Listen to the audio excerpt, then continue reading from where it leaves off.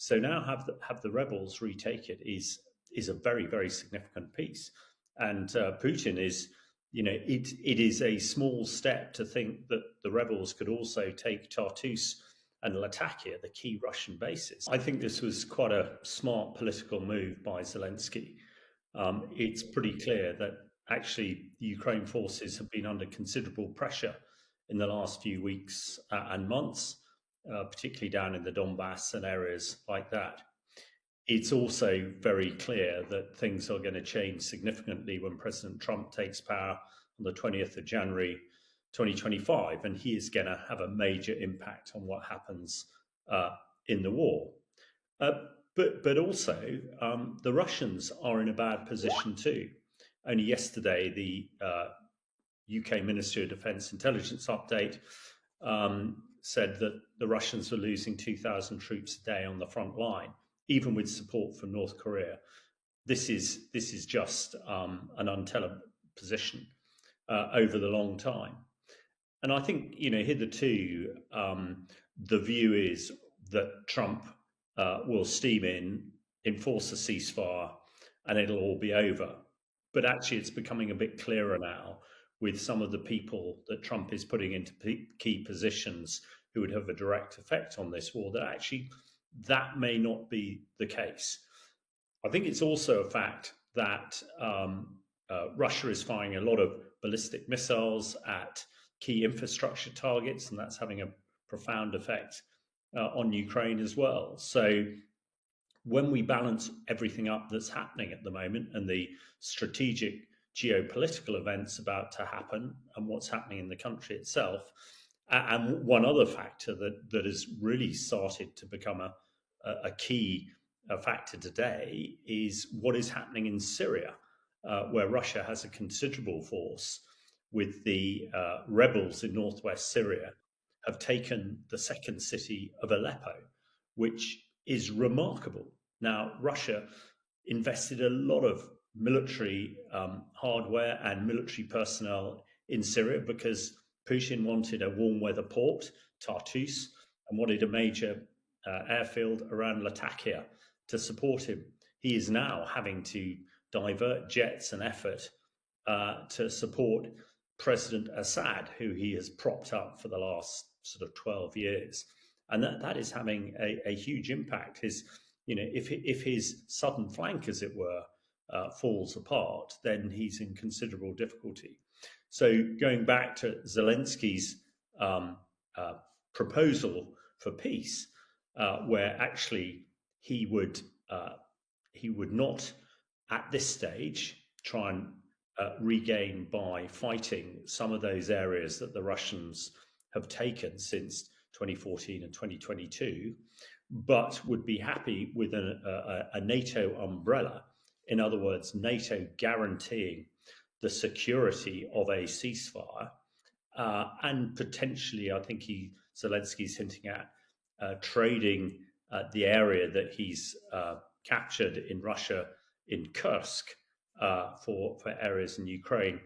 Then it sort of, to me, it makes a lot of sense because, if we don't know what Putin's going to say, but if Putin throws this out, which he might well do, then it gives Trump and also NATO sort of carte blanche to really do what they like. And if Trump, and he has threatened that he is going to give Zelensky everything, it could turn out that actually with that sort of support and NATO may well be more confident if Trump gets more involved, that they will as well.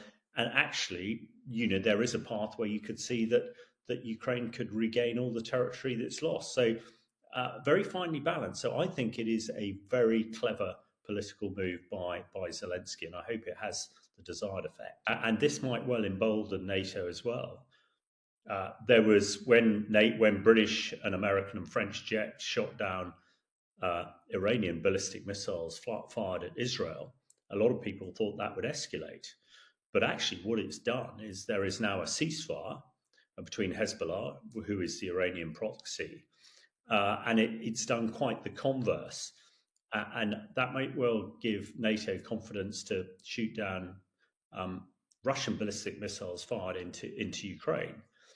But when we look at Syria specifically, yeah, I spent many years there um, in the sort of medical health support area, and the thought that the rebels could take Aleppo. Aleppo is a massive city, many millions of people, is extraordinary. Certainly between 2012 and 2019, they were pushed out. I mean, I was witness to the fall of Aleppo to Russian and Syrian forces in 2016, where they absolutely decimated. So now have the rebels retake it is a very significant piece, and Putin is. It is a small step to think that the rebels could also take Tartus and Latakia, the key Russian bases. That is, if they've taken Aleppo, I don't see why this shouldn't happen. And evidently, things have gone very quiet in Syria in the last 4 to 5 years. And one would have thought that Assad and Putin have rather taken their eye off the game. And in that time, the rebels seem to have regrouped. They have certain affiliation to the Turks and others. They have a complex origin because Hayat Tahrir al-Sham, called HTS now, were born out of Al-Qaeda and ISIS to a certain degree. But in about 2016, they tried to distance themselves from the extreme jihadists of Al-Qaeda and ISIS. But that is still their background, so it's a difficult piece here. But what they've done is quite remarkable, and it's given Putin a lot of things to think about. And the challenges that the Russians have with what we call their command and control, in other words, how they direct these operations. Everything is done at the highest level. Virtually everything needs Putin's stamp of approval, which means that things happen really slowly. It took 6 to 8 weeks for a counterattack in Kursk after the Ukraine invasion.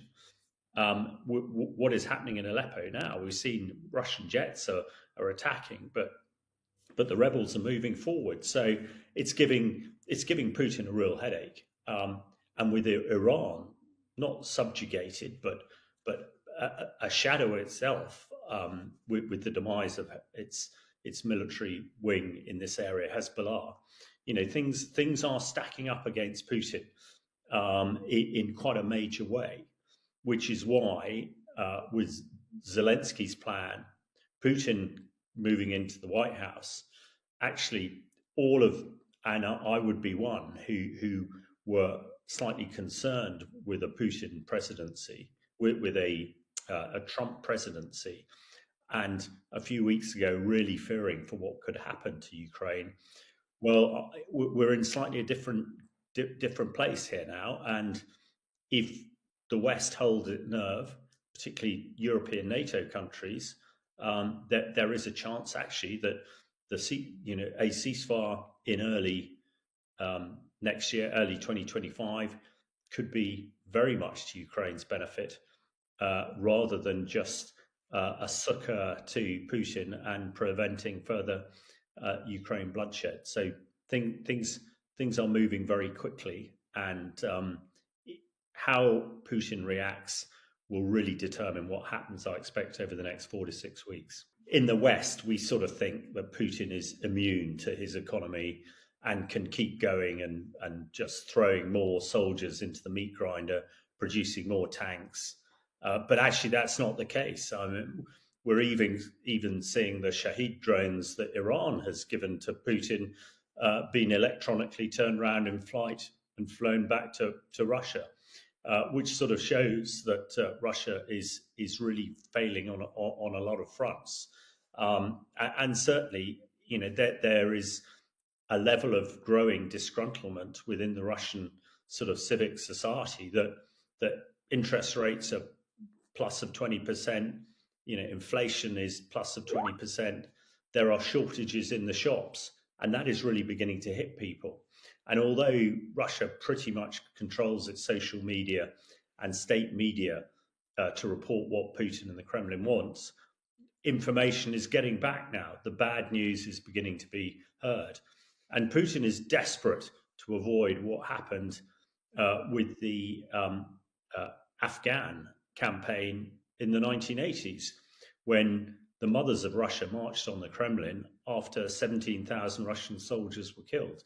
Now, again, the UK MOD intelligence update last week put the figure at 700,000 Russian dead and injured thus far. Now, you put that together, you put the failing economy together, you put the fact that it's winter and people can't buy bread in the local supermarket, then that is a recipe for social discourse, even in an autocratic regime like Russia.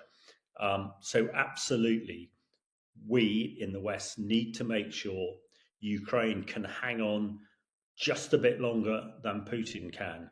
And we're, to use a sort of American football vernacular, we're in the end game, and whoever is standing at the end of the end game will prevail. And we need to make sure it's Ukraine.